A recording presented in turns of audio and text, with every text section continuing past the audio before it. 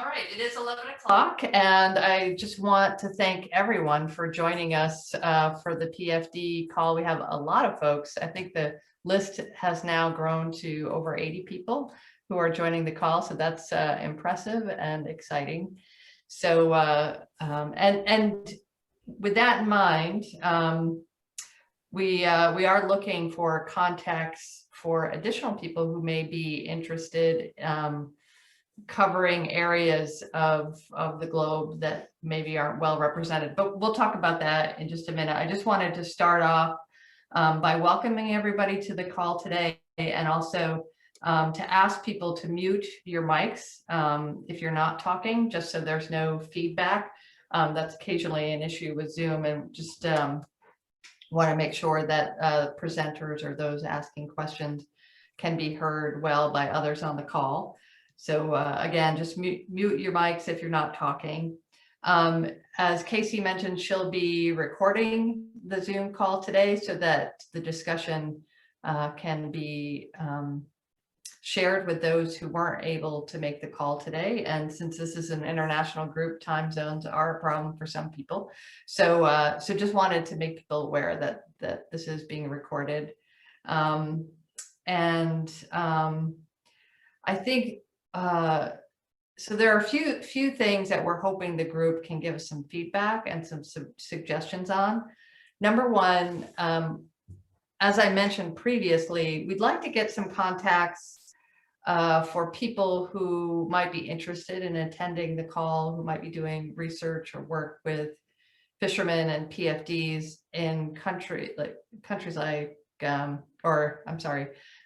continents such as South America. I think we have a few from the Pacific, but I think Africa is another region that Asia. Are there others, Beck, that we are kind of lacking in representation? Yeah, we're missing some chunks of places. Like, I don't think we have anyone from France or Italy or Spain yet. So just thinking, I know I've sent out that Google link, and Rachel's doing a great job updating that as we get more people putting in where they are. But we want to just catch anyone who's missing who might want to know about this, because it's just organically growing. And so we know we'll probably miss people who haven't heard of it. And there's, you know, this is not exclusive to anybody. It's just anyone who's interested in commercial fishing and PFD research and training, and any of the survival pieces that go along with that. So so do think about who you have in your contact list and just send them to us, and we'll reach out to them, or you can reach out to them, just so someone's not missing the conversations. Yeah, all are welcome. And so the other thing we're hoping that people could give us a little feedback on are speaker suggestions. We're really looking for people who could talk about PFDs and related survival strategies. So that's kind of the overarching topics that we feature on these calls.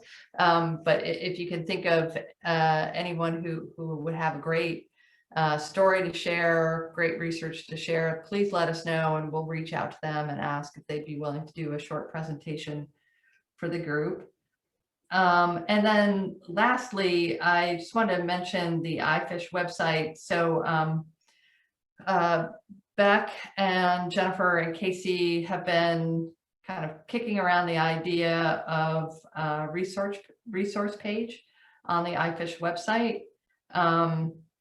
So I don't know if anyone has any thoughts on that, whether that would be welcome, helpful, what that should look like. But if you have some ideas or thoughts, please get in touch with Beck, and she can share that with the rest of the group that's been discussing how we might incorporate some resources on the iFish website. So I think I covered all of the particulars to start off, and I'm going to hand it over to Jennifer to just give some general updates on what's going on in commercial fishing. Hi, Julie. Hi. Just have a quick interest to most everyone. That I had a great opportunity presentation school of studies at my university during the academic that I'd like to share with the group once the new the new schedule is out. But it was a great discussion, pretty well attended, and it was just I don't know, I saw it as an opportunity to share with my international colleagues and learn from my international colleagues about not just fishing safety research, but maritime safety information. So that's something that I'll plan on sharing. And I wanted to thank those of you who were able to attend for your attendance and your questions. As Julie already mentioned, the next thing I had was regarding the iFish website and ways to use it in a way to keep us electronically connected. And I think Julie and team, we have a meeting operationalizing this idea. So, we might be able to send out some questions, some more specific questions to folks, as opposed to, what do you think about this idea? But more specifics about what types of things here. What do you think about that? Sometimes it's easier to edit than it is to write. So if we ask you something, opinions about something, it'll be easier to provide the input. And then ideas for trying to get contacts with people in other countries that aren't represented on this call.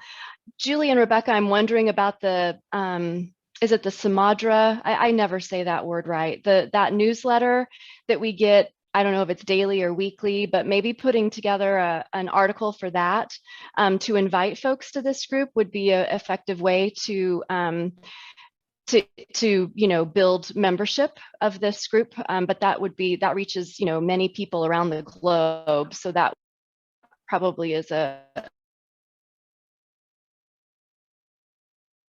colleagues on the call. I just wanted to make sure that you saw that NIOSH issued a notice of an additional receipt for the a receipt date for the fishing safety research and training grants.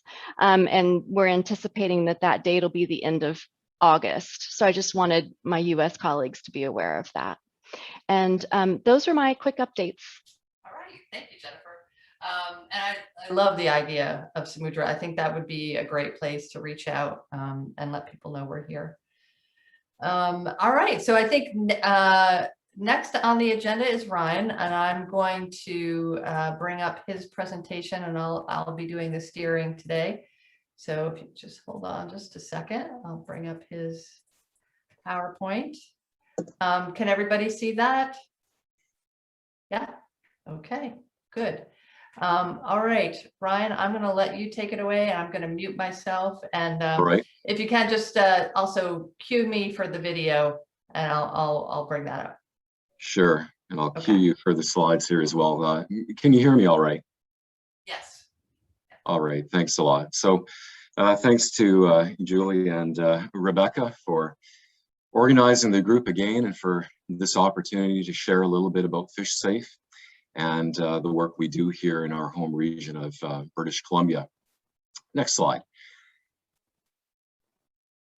First, a little bit about us. Fish Safe was formed in 2004. Our mandate is to help establish a safety culture in fishing and to work to reduce the rate of injury and death in the industry. And we do that via a mix of practical education, awareness, and industry outreach. We're funded by industry. The first buyers of fish in the province pay workers' compensation premiums, and then they pay the Fish Safe program via a special levy system on top of the workers' compensation premium. In any given year, and depending on the fishing opportunities, we see between 5,000 and 6,000 fishermen working on anywhere from 2,000 to 2,500 vessels, the majority of which are small vessels, vessels under 15 gross tons, and uninspected for the most part by Transport Canada. Next slide, please. One of our first objectives and accomplishments was the creation of the stability course back in 2005. It's a 4-day course that focuses on practical hands-on training. When the course was first introduced, the large fishing companies in BC made it mandatory for all of their salmon seine skippers to take that course. And to date, we've held over 140 courses with over 1,200 participants. Next slide, please. The Safest Sketch is one of our core programs. It's a vessel-based workshop. It's offered without charge to all BC commercial fishermen. An important feature of the program is that all of our facilitators are active fishermen as well. They receive special training and they work as safety advisors, helping vessel operators and crew develop vessel-specific safety management systems. A typical day sees all the crew receiving a thorough safety equipment orientation, as well as working through 5 essential emergency drills. And we've performed over 1,200 vessel visits with close to 3,500 fishermen participating over the years. Next slide, please. So that's a brief overview of who we are and what we do. Along with our courses and the Safest Catch program, we've done a lot of work in the PFD field over the years, building awareness and encouraging PFD use, both via our core programs as well as special events, which I'll discuss more here in a moment. In BC, over the most recent 14-year period, we've lost 30 individuals in the commercial fishing industry. As tracked by WorkSafe, loss of life can be due to anything from long-term asbestos exposure to falling overboard. And in that respect, we find that 60% of our fatalities have been related to drowning, with a lack of PFD wear being observed in almost all cases without exception. Nationally, the Transportation Safety Board, or the TSB, has placed commercial fishing on its watch list for over 11 years now. We used to say that, you know, on average, 1 commercial fisherman per month was dying in Canada, but in more recent years, that average has actually increased to almost 15 fishermen per year. And that despite the fact that in 2017, Transport Canada introduced its overhaul of fishing vessel safety regulations for vessels up to 24.4 meters.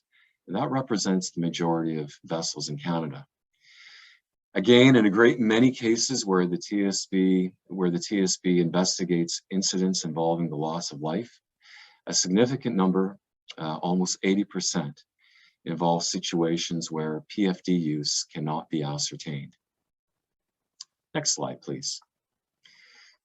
In BC, both Transport Canada and WorkSafe BC have requirements for PFD use under certain circumstances. While Transport Canada generally dictates the rules around the carriage of safety gear, like life jackets and PFDs, it's really with WorkSafe that we find requirements that are some of the strictest and some of the most progressive requirements for PFD use in Canada. Our current regulation, as we see here in this slide, essentially says that, you know, if you're on board the deck of a fishing vessel, you must wear a PFD. And that includes while working on a vessel tied to the wharf. It doesn't apply to living or to live aboard situations, however. This requirement, which was introduced 2 years ago and replaced a regulation that said where there is a risk of drowning, a PFD must be worn. So as we could expect, that fishermen frequently interpret their environment differently than a WorkSafe inspector would, and debates about whether there was a risk of drowning existed with common occurrence. But with this rule change in 2019, that subjectivity was, effectively eliminated. In terms of the types of PFDs that must be worn, WorkSafe basically says that an approved PFD must be certified by Transport Canada. And while that requirement is more straightforward and lacks ambiguity, the requirement has introduced some challenges for fishermen in terms of their PFD choices, which I'll discuss a little bit more later on. Next slide, please. So around the time that the regulations changed, WorkSafe produced a video about the importance of PFD wear. and that primarily targeted the commercial fishing industry. In the video we're about to look at here, there are 3 different stories. But for the sake of time, I thought I would just pare it down to the story of Ben Dick. He was a young fisherman who died in the prawn fishery on his very first prawn fishing trip a few years ago. We've edited it just to show the one story with a little from the other stories just at the end. So if it appears just a little bit choppy, you'll know why. But I wanted to share the video, as it really gets to the heart of what's at stake for all of us here who are working in the area of trying to embed the adoption of PFDs, in an industry that is historically resistant. So, Julie, if we could watch that video, that would be great.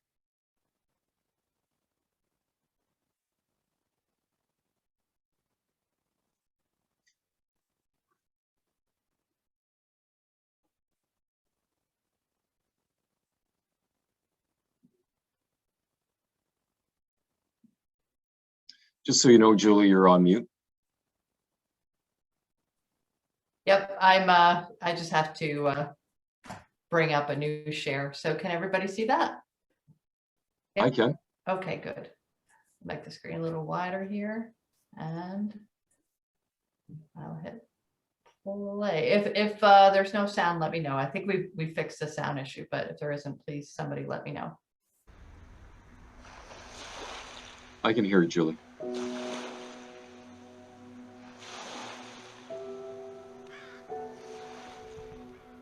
Ben was athletic and artistic, musical.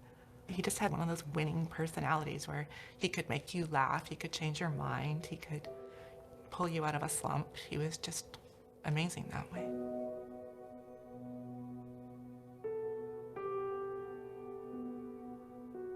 June 6th, 2014 was a Friday. At about 1:20, thereabouts, I got a really panicked phone call from my daughter saying, "Mom, Ben's skipper just got a hold of me. Something's wrong. Call him now." Then I called them and they told me that Ben had fallen overboard and that he was being evacuated and they didn't know anymore. Ben was at the back of the boat setting the line. Nobody saw the accident happen and we don't really know what happened, but it appears as though he was caught in the rope that was the line for the traps and pulled overboard.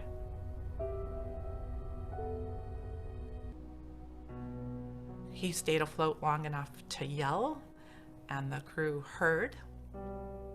So they turned the boat around and they went to go get him. But by the time they'd picked him up and out of the water, he was probably already gone. But they kept trying, so they tried to do CPR. They made aid out. Everybody tried so hard. I mean, he was 25 years old. They tried really hard to bring him back. But he didn't make it.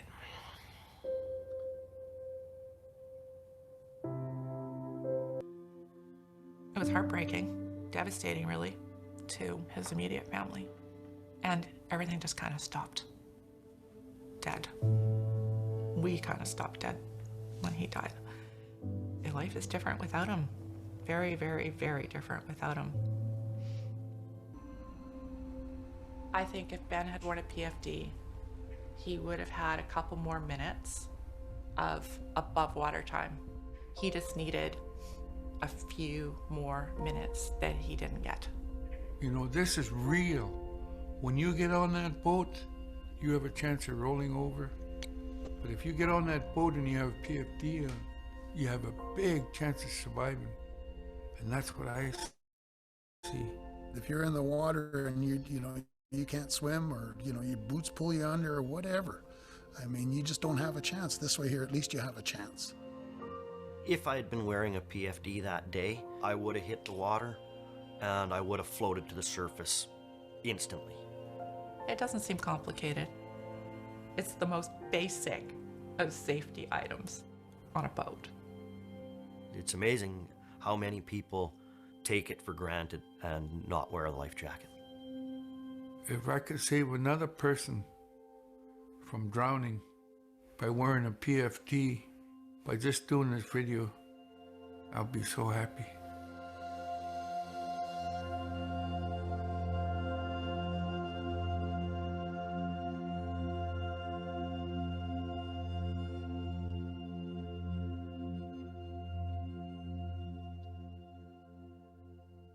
So thanks, Julie, for showing that video. Certainly took a lot of bravery for the individuals involved there to, document their comments and, to speak about something that's very painful, but certainly very, very powerful. As I've already mentioned, our mandate at FishSafe is to help fishermen develop ownership of their personal safety. The regulations have their place, obviously, but a superior motivator is when fishermen start to build safety into their personal DNA and the DNA of their crew. And as is the case in so many areas of fishing, a strong catalyst for change is always often what other fishermen are doing. As most, if not all in this group already recognize, fishermen tend to learn much, not in classrooms, but from other fishermen and from what they see at the wharf and in the world around them. And this understanding underpinned our Real Fisherman campaign, which we see in the slides here, which we launched back in 2007. It featured a series of posters of recognizable BC skippers wearing their PFDs, and skippers who were also broadly known within industry for their advocacy and practice of safety on board their vessels. Next slide, please. Along with this brochure that you see that captured the current regulations at the time, as well as the current PFDs that were available at the time, the brochure and the posters were distributed to all the BC Harbor authorities, and Mustang also distributed them to all of their wholesalers and many of their retailers throughout BC. The campaign was shared at the National CMAC that we hold in Ottawa, and the posters saw additional distribution on the East Coast and even in locations like Winnipeg, Manitoba, where local fishing groups saw the value of the increased awareness. Interestingly, when we worked on that campaign and in showcasing many of the Mustang inflatable models, we began to work with Mustang, which is headquartered here in the Vancouver area, and work began on making newer models more fishing friendly around that time. Mustang learned that the manual pull tabs were a snagging hazard for many fishermen, and revisions to that design began around that time. Next slide, please. Beginning in 2011, we launched our on-water event, Show Me Your PFD, and we performed this event repeatedly over the years in various fisheries, including the salmon gillnet fishery on the Fraser River, as well as the various herring and crab fisheries near Vancouver Island. With access to a vessel, like you can see there in the top left of the slide, we observe fishermen from a safe distance, and where we see them wearing their PFDs while working, we approach their vessels, when it's safe to do so, and we reward them with prizes that, typically involve safety equipment on, of some sort. And, we give them a good attaboy, for wearing their PFDs out there while they're actually working. Next slide, please.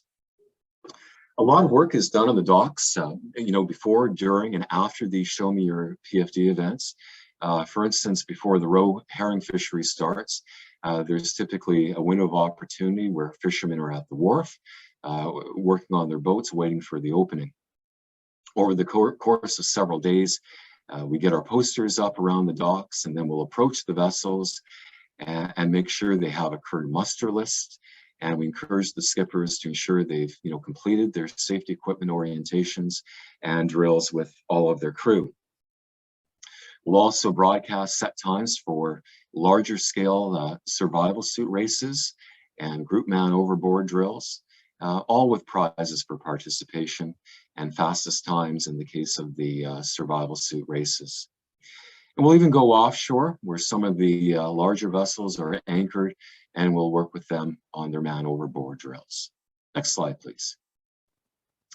As we worked with fishermen, especially in the Safest Catch program, we often observe inflatable PFDs that haven't received the maintenance they require. I'm sure we've seen a lot of that. And we do see a lot of PFDs that indicate red instead of green, and others that have been fully deployed with cartridges that have never been replaced. Also, more recently, the TSB has even reported on incidents where we've had fatalities, and they found inflatable PFDs that have been worn, yet due to a lack of proper maintenance, they've failed to deploy.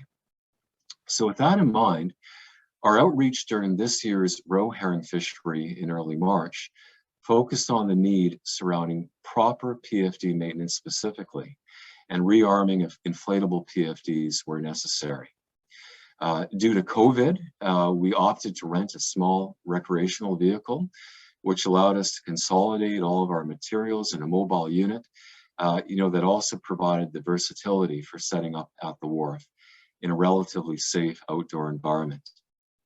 And over the course of several days, our program coordinator, John Kirkovich, he visited the main wharves on Vancouver Island where fishermen tend to gather prior to the seine and the gill net openings. Again, due to COVID, we couldn't be seen as conducting any kind of event. And so we created 4 large sandwich boards like you see in the bottom left slide, and we positioned them around the docks to advertise our presence. And that for commercial fishermen, we had free rearming kits for some of the more popular inflatable PFD models that are out there. The RV proved to be a real hit. It was easily noticeable. It prompted many to wonder what we were doing there. But more importantly, that mobile outdoor unit allowed us to keep it comfortable for fishermen to approach while maintaining good physical distance. Next slide, please. Over the course of 5 days, we provided over 40 replacement PFD rearming kits. Of course, we didn't have every conceivable rearming kit or a kit model on hand, but by just being at the wharf, many more fishermen were prompted to get their PFDs out and to ensure proper usability before the fishery began. We saw many hustling off to the local stores to get their own rearming kits. But as we went through the days, what we learned was sobering. Most fishermen don't inspect their PFDs, and most don't even know how to open their PFDs or how to inflate it with the inflation tube if necessary. We also observed firsthand that many fishermen struggle to rearm their inflatable PFDs. Interestingly, an anecdote, on one of the days we met a non-fisherman who worked for BC Ferries, who talked about the difficulty of replacing the hydrostatic PFD cartridges. He did this as part of his work for the ferries, and he said that the first 10 to 20 were very tricky, but the next 100 were easier for him. So, we can easily imagine then the difficulty some fishermen, or maybe many fishermen, will have replacing cartridges on a much more infrequent basis. Other eye-openers included the PFD that we see here in the slide. This one clearly showed green, but was rusted to the point of being obsolete. Most fishermen rely on the green-red indicators, not realizing the false sense of security that can provide. Another problem we observed on at least 3 occasions were new or nearly new inflatable PFDs that were opened for inspection. They had no CO2 cylinder attached to the inflator mechanism. When we opened the other side of the PFD, a loose CO2 cylinder dropped to the ground. So what's apparently happening here is some retailers are selling these PFDs without ensuring the PFD is ready to go. Instead, they rely on the manufacturer's warning, which says the safety equipment has to be correctly installed prior to use by the user. And they put the onus on the buyer to do that, and it's not getting done. Again, this false sense of security is a real problem. And as more and more of these inflatable style PFDs end up in the hands of fishermen, The passage of time may, well mean that some may be no safer than they previously were when they did not wear a PFD. Some experienced fishermen recognize this problem, and for this reason, they swear by the inherently buoyant style PFDs. Little to no maintenance is required, and if they end up in the water, they know they have some flotation. But the problem that we have here is that many are gravitating to the lighter, less buoyant, non-certified PFDs, and so the question of PFD performance in an emergency is still an open question. Next slide, please. To wrap up, progress in PFD wear in BC is undeniable, but challenges still remain. We have a lot of work to do. And as we just discussed, fishermen need help understanding the importance of being diligent in maintaining their inflatable PFDs and not being misled by a false sense of security. Carriage of PFDs versus wear is another issue. Regulators, as well as each of us, must come to grips with the fact that what's on board a vessel is not necessarily what's being worn out on the water. Issues around wearability and functionality of approved devices versus non-approved buoyancy aids remain, and will continue to be will continue to require real, honest, and thoughtful attention by fishermen and by groups like ourselves. Also, surviving a fall overboard is just the beginning of a successful rescue, we know. Much work remains to be done in the area of PLBs and EPIRBs. These devices are becoming ever more sophisticated. Some are now even being developed to combine an automatic AIS alert system with a manual satellite alert system with a return link function that provides a user with assurance their distress call has been heard and is being actioned. But fishermen need help understanding that these options exist and knowing that the costs in general for these units are becoming more and more affordable. Finally, a deep disconnect still exists in our industry that threatens to undermine all of our efforts, in my opinion.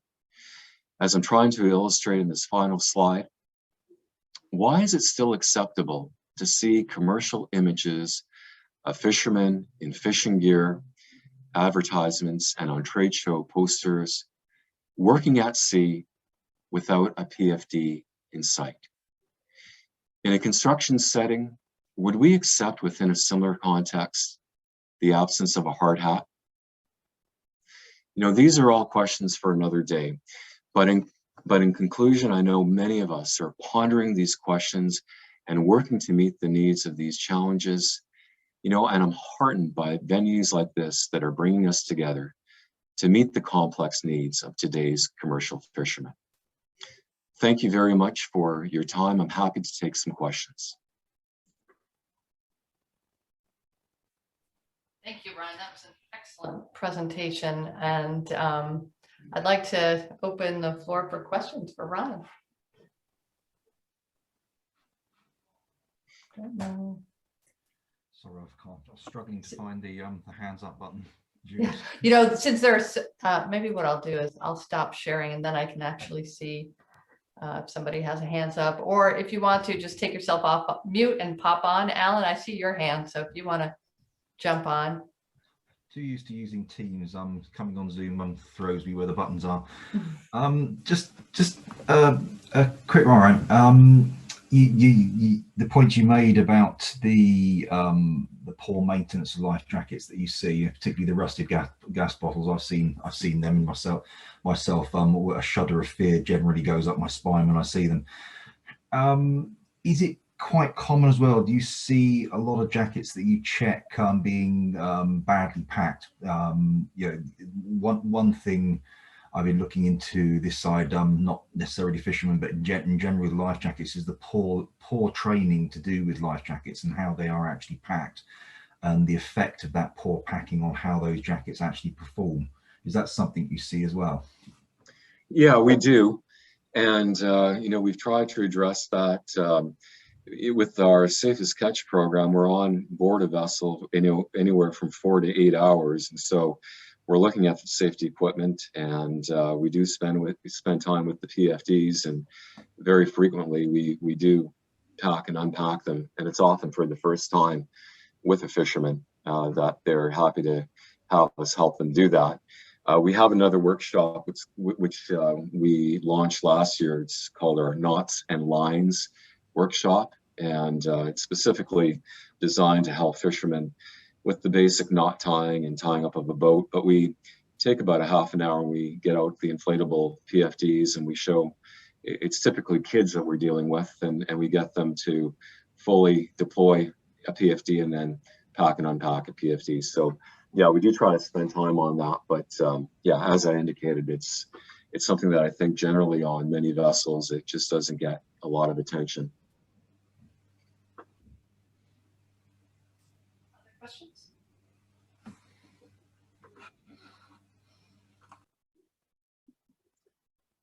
Maybe just one final comment. I know the video that I showed is something that others have seen, but if you're interested in the full length one, we do have the full length video up on our website, and I think Julie might distribute it later.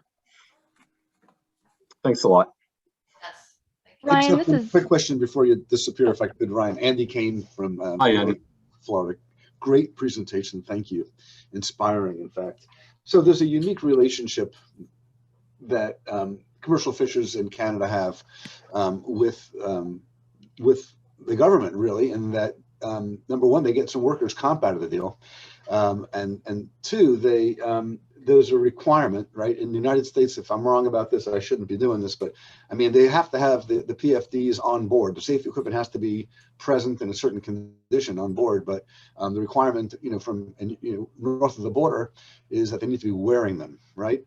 Am I getting that right? And that the compliance rate currently is about what, in general, you think?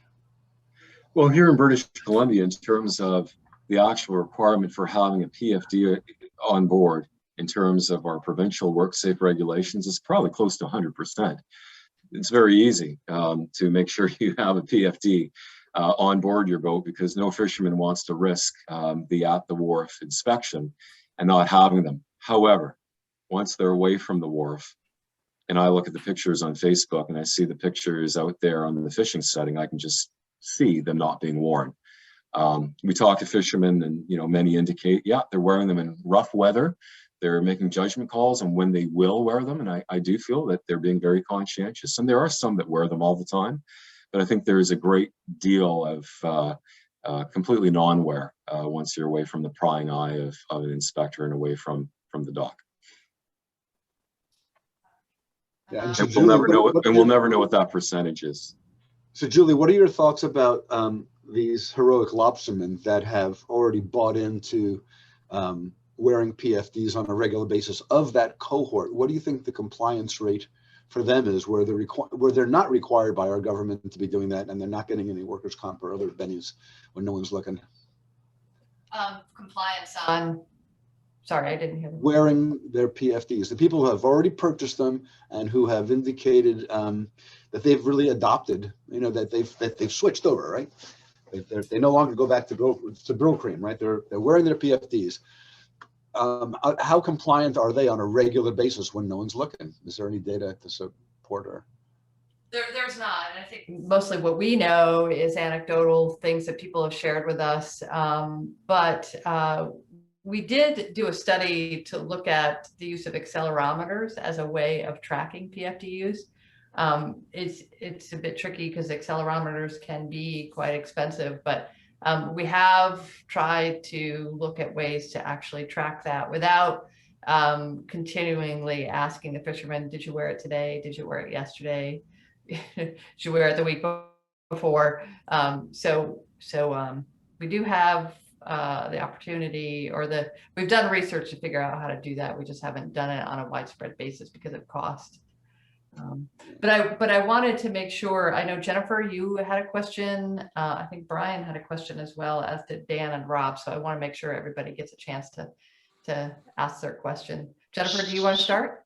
Yeah, sure. I can make it quick. So Andy, you know, in surveys that we've done in Alaska, where we've asked fishermen over a period of time whether or not they wear their PFDs, we can show in certain fisheries, particularly the crab fishery, Bering Sea crab fishery, that they have moved. They are wearing their life jackets more consistently, and that has to do a lot with company policies and the enforcement of those.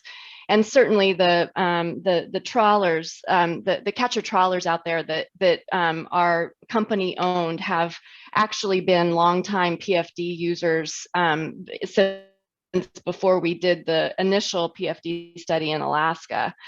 So I think that there is some movement. I also want to make note, this is in response to both Andy and the advertisement issue at the end, as far as, you know, the acceptability of seeing fishermen without life jackets in ads.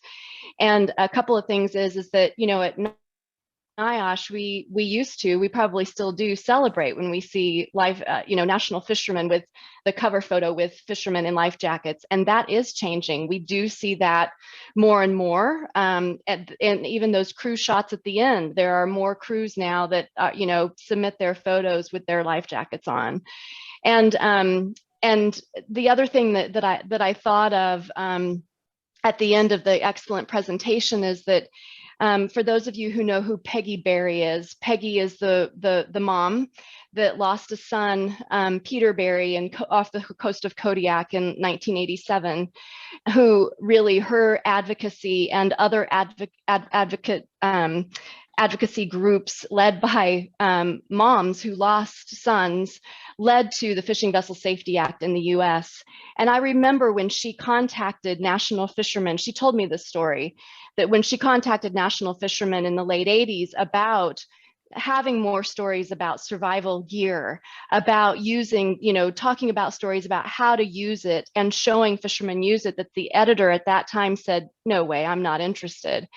And it was really refreshing for Peggy, you know, decades later. It took a long time to actually get a note from Jessica Hathaway, who's now the editor, to explain, look, we've got regular, you know, we have regular stories now, and we highlight these, and we have, you know, journalists whose scoop is to make sure that they cover these issues.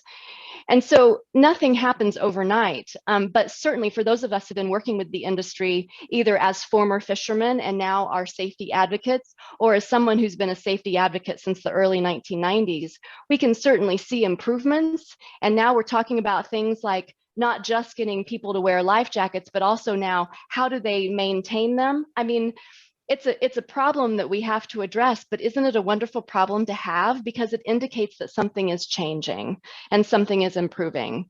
So those were the comments that I wanted to make. Julie, thanks.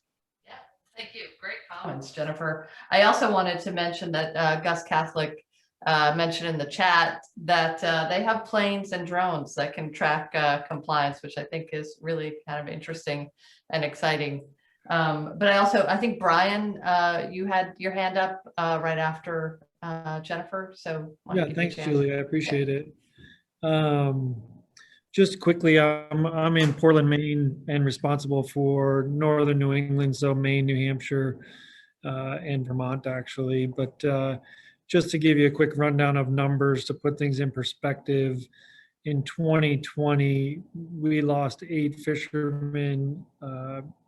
4 in the region, 4 that are from the region but were lost off of the coast of Massachusetts. Those 4 off of Massachusetts were unrecovered, but the 4 here in Maine waters were recovered. None of them were wearing PFDs.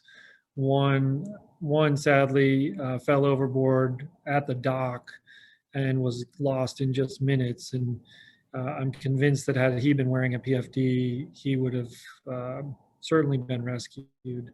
But my question was for Ryan. You mentioned that in the regulations in BC changed in 2019, and that, you know, took away the ambiguity of whether or not their PFD wear was required. I'm just curious how that process occurred, because I think, you know, I've been doing search and rescue in the Coast Guard for a long time, And I'm convinced that while I appreciate everyone's notions of culture change, and there's definitely some progress occurring, but I'm convinced that, whether it be a state requirement or a federal requirement, that wearing a PFD while on deck should be mandatory. It should be just like a seatbelt is in a car. So I'm curious how you got there, Ryan, because I see that as a very difficult thing to accomplish here in the US. Thanks. Yeah, so WorkSafe BC is the workers' comp agency that looks after workers' compensation and the provincial regulations around work habits and PPE. And so WorkSafe is independent from FishSafe. We work very closely, but they have the legal jurisdiction to be able to formulate their regulations with regards to how an employer and a worker should behave. And so for them, there was a couple of years of engagement with industry, talking about their desire to make the move. And with that engagement, they moved forward with making the change to the language. And for them, it was a fairly straightforward process. Once the board of directors at WorkSafe BC determined that would be a regulatory change, they made that happen. It's not easy. It's difficult even for WorkSafe to change the regulations, but they felt this was such a critical area, and it was causing so much controversy for their inspectors in terms of trying to enforce the regulation for essentially wearing a PFD while you work, that they made that change. Thank you. Dan, I think you have your hand up too. Actually, Captain Lefebvre already stole my question, I guess. Sorry about that. But, following up, Ryan, what was the reaction from the fishing industry? Was there resistance to this new regulation? Indifference? Any thoughts there? Yeah. So here in BC, because so much work had been done, by ourselves and by WorkSafe, for almost a decade before this with regards to PFD wear, it wasn't coming as a shock that now there was sort of this incremental change. Where we did have pushback was essentially around the fact that now, even tied to the dock, you would be wearing your PFD if you were working. So if you're painting your boat, if you are doing any kind of work on your vessel and it's tied to the wharf in British Columbia, you are supposed to be wearing your PFD. And so there has been a lot of pushback in that area, of course, with regards to summer heat and, being right at the wharf and everyone being around. But at the same time, WorkSafe has felt strongly, just like Brian mentioned. We've had individuals who have slipped between vessels, they've fallen at the wharf, and we've lost them. And so there's merit to that regulation being the way that it is. WorkSafe, I think, is working with a very even hand. They know lots of people live on the vessels. They can see the guys enjoying a barbecue or a beer at the end of the day, and they're clearly not working, they're just sitting there. So we're not having issues like that. But yeah, there was some trepidation in the first few months, year. But for the most part, it's not really something that that is even discussed much within the industry now. Great, thank you. Rob, do you want to chime in there? Sure. Thanks, Ryan, very much. That was a really good presentation. I really enjoyed hearing what you had to say. There was an incident here in Newfoundland yesterday, I think it was, where the bodies of two fishermen, I think they were recreational fishermen, so they weren't at sea, they were in a lake, that were reported overdue after midnight, and they put on a search and found them fairly quickly. Both were wearing PFDs, neither of which were inflated. Your points are very well taken, I think, and it's something you made a statement along the lines of, a big concern of yours is that people have this equipment with the best of intentions, and they might not know how to use it. And that's something that comes up regularly, I think, in our discussions and our thinking about PFDs as well as PLBs, is how do you ensure that people know how to use them. You know, very relevant incident, very sad, unfortunately. But I did want to ask you, because to the best of my knowledge, and maybe somebody here on the East Coast can chime in if I'm wrong, but our requirement is not the same as yours, which is we don't have to wear PFDs, which to me doesn't make a whole lot of sense. Did you see, when you put that rule in place, or that requirement in place, did you see a reduction in the number of fatalities? You know, you've seen an increase in the wear rate, but did you actually see a reduction in the number of deaths? Right. So we see on average in BC about 1 fatality per year, and we've had a few years where we've seen none at all. And so with this being introduced in 2019, no, the honest answer is nothing that we can statistically hang our hat on. You know, we had one in 2019, and we had 2, you know, last year. So you know, again, as we know, everything is a product of, you know, what was the participation rate in our fisheries, and that's also almost impossible to measure. So I can't answer, you know, that question. What I can say though is, if we go back to 2004, let's say to the time where FishSafe was created by industry with a real mandate around stability and around PFD wear, then yes, we have seen, you know, both a major decrease in the mass casualty events. Our last, you know, mass casualty event where we saw, you know, more than 2 people die, and 3 people die back in 2015. So we see almost none of that now, and we do see the larger vessels and the larger companies. I would say that probably PFD wear is close to 100%, because they are very much up on their legal obligations, and so they've got departments, you know, for checking the PFDs. They've got a safety department, and things run quite well on these larger operators. But yes, in order, just to also touch on one other thing where we did see some real debate, is around the fact that to wear a WorkSafe approved PFD, it must be a Transport Canada approved PFD. And that immediately eliminates all of these working bibs.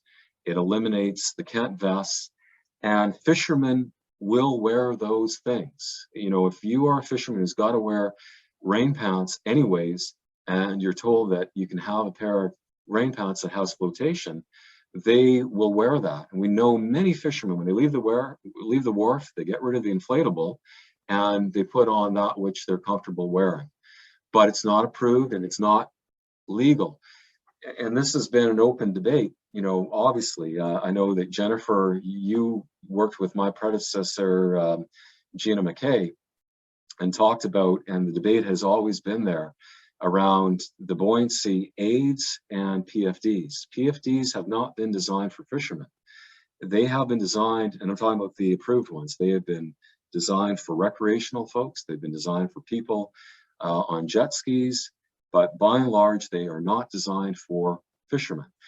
And so it is a difficult situation to have the conversations with fishermen about what they should wear, and knowing that we have to carry the banner, you know, for Transport Canada and WorkSafe, and say, listen, here's what's approved. And yet we know that wearing a PFD, any PFD, is better than none at all. And so that still is the language of practical wisdom. And quite frankly, you know, I think we saw 18 fatalities in Canada last year, and I think we saw 17 the year before. And this is all since our new regulations in 2017. If we continue to see fishermen washing up on shore or being found without PFDs or with inflatables that aren't operating, then I think we are getting a clear signal that the PFDs are not being worn, and we have to question why that is. And we have to be able to come to grips with the fact that fishing and the type of work that fishing requires is very different than any other activity in life. And if we don't come to grips with that and what fishermen will actually wear, versus that which is approved, I know that we will still continue to struggle mightily. And I think the statistics and what we're seeing year after year here is bearing out the fact that, yeah, fishermen may have life jackets and PFDs on board, but when it comes down to the actual wearing of the PFDs, we're sadly still not seeing enough of it. Brian, I want to give Charles a chance to ask a question because he's been waiting patiently. Charles, take it away.